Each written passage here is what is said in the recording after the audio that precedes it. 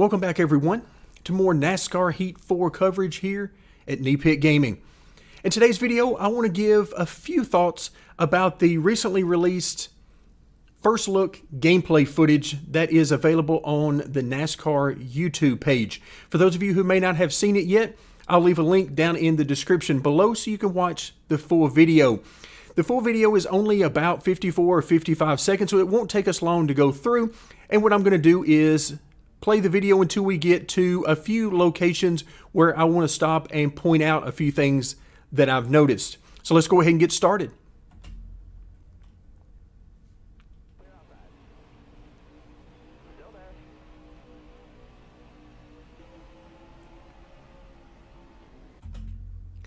All right, so this is the first area that I want to point out some things in the video.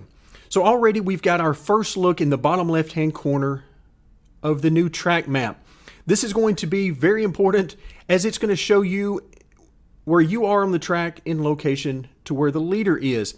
And I can think of many instances in our career mode where that would have been extremely helpful. So without having to go to the leaderboard function, we'll be able to quickly glance in the bottom left-hand corner and see exactly where we are in relation to the leader. It can also be used as a motivational tool, as you can see at a quick glance whether or not you're gaining on the leader. Also notice that in the bottom right hand corner, the tack looks a little bit different. We'll be coming back to that in a little bit later in the video. But the final thing I want to point out on this particular screen is that take a look at the AI. Now we've got the 21 car that is on our outside. He was in front of us going into the corner, but he chose to go high. I found that interesting. Normally, my experience at Dover has been that they chop you off if at all possible. Even if you have gotten a nose inside them, they will try to chop you off, particularly at Dover. So I thought it was interesting that the 21 car did not do that. The second thing that I noticed is that if you look a couple of cars ahead, about 3 cars ahead, right in the center of the corner, you'll find that there's 2 or 3 AI that are running the high side right up by the wall. And that's important to me and really stood out because if you look down on the bottom part of the track in the primary groove, there's no one there. So it's as if they chose to run up by the wall. So could we be getting our first glimpse at the AI choosing multiple grooves around the track without being forced to use the higher grooves? Not sure, and naturally we won't know for sure until it's either number 1, confirmed by the developers that this is a new feature, or number 2, of course, we get our hands on the game and we get to see this thing in action. So right now, just trying to share a few thoughts that I have on this particular screen. Now let's move forward a little bit further into the video.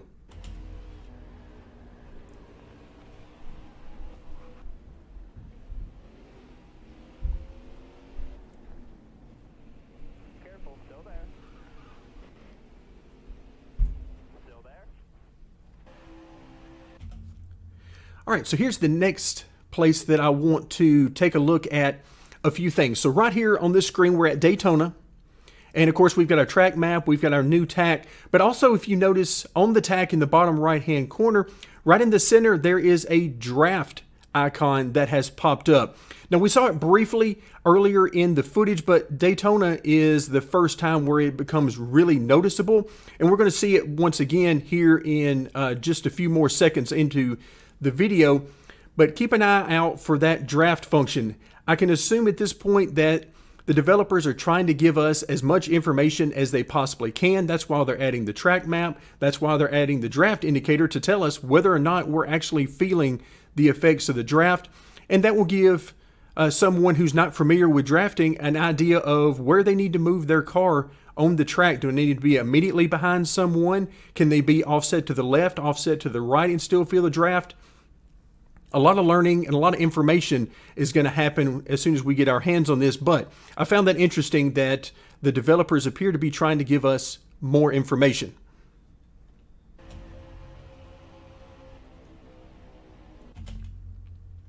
All right, so actually we need to back up just a little bit. Right about here will be perfectly fine.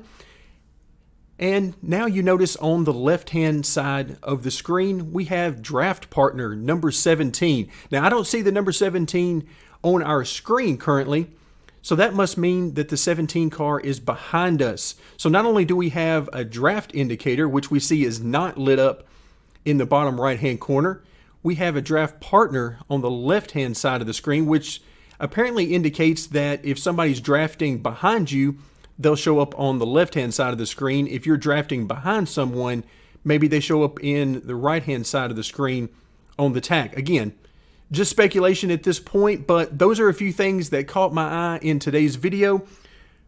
We've got the track map that is new to us. We've got the changes to the tag HUD, and also the draft icon that has been added. And then finally, a few notes about AI spacing. Even on this particular screen, you can see that the 10 car, as well as, I can't tell exactly, maybe that's the 43 or whoever that is immediately in front of the 10, that is going to be well higher than I would have previously expected the AI to be. They're giving more room in the corner, basically creating a high groove and a low groove and giving us an opportunity, in this case, to go right through the center. So once again, we won't know until the game finally gets into our hands, but the AI seemed to be behaving a little bit differently than what I remember from previous entries. So that'll do it for today. We're going to let the rest of the video play through. Thank you very much for joining me, and stay tuned as we will continue our coverage of NASCAR Heat 4.